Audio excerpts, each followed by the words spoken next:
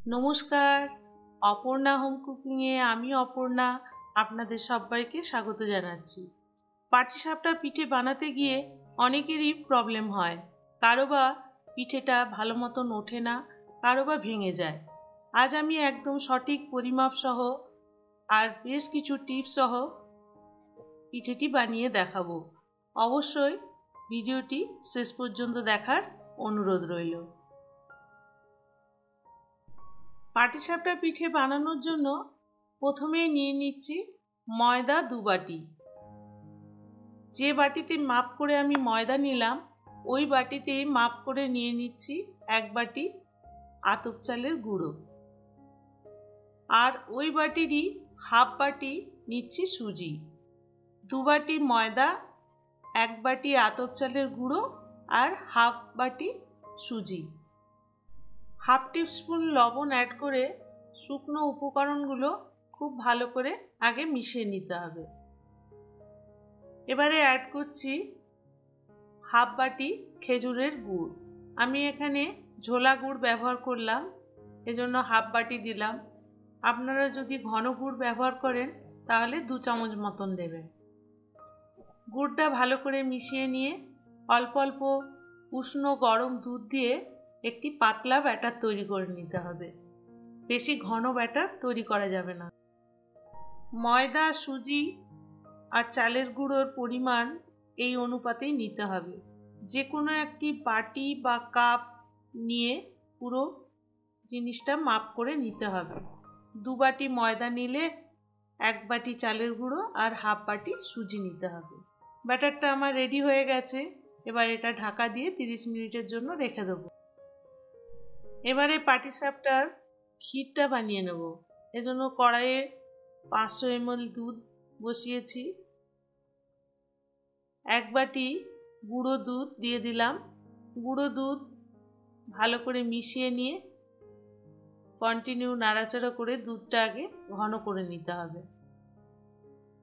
দুধটা দেখুন আমার ফুটে উঠেছে। এইভাবে কন্টিনিউ নাড়াচাড়া করে দুধটা আগে ঘন করে নিতে হবে। 5-7 মিনিট ধরে কন্টিনিউ নাড়াচাড়া করে দুধটা এভাবে আগে ঘন করে নিচ্ছি। দুধটা অনেকখানি ঘন হয়ে এসেছে।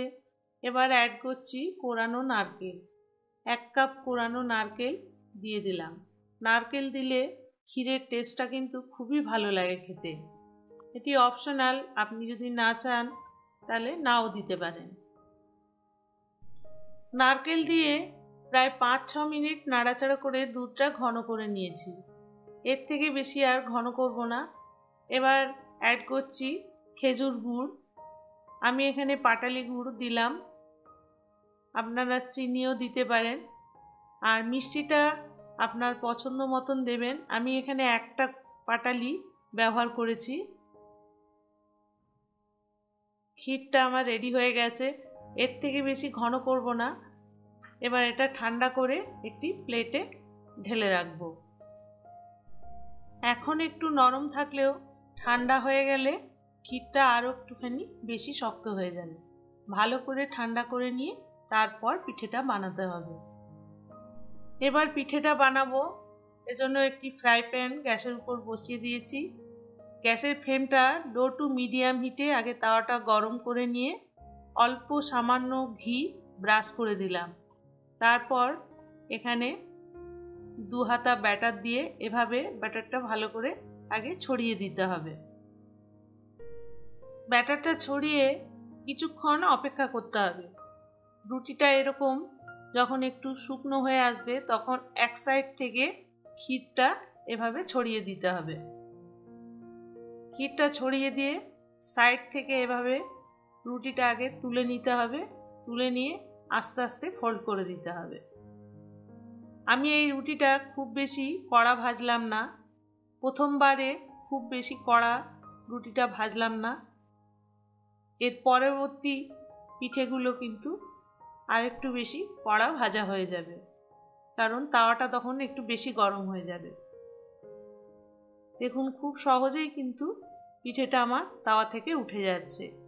চালের গুঁড়ির পরিমাণ যদি বেশি থাকে তাহলে কিন্তু পিঠেটা ভেঙে যাওয়ার সম্ভাবনা থাকে।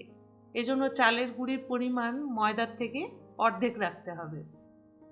তৈরি হয়ে গেল পাটিসাপটা পিঠে।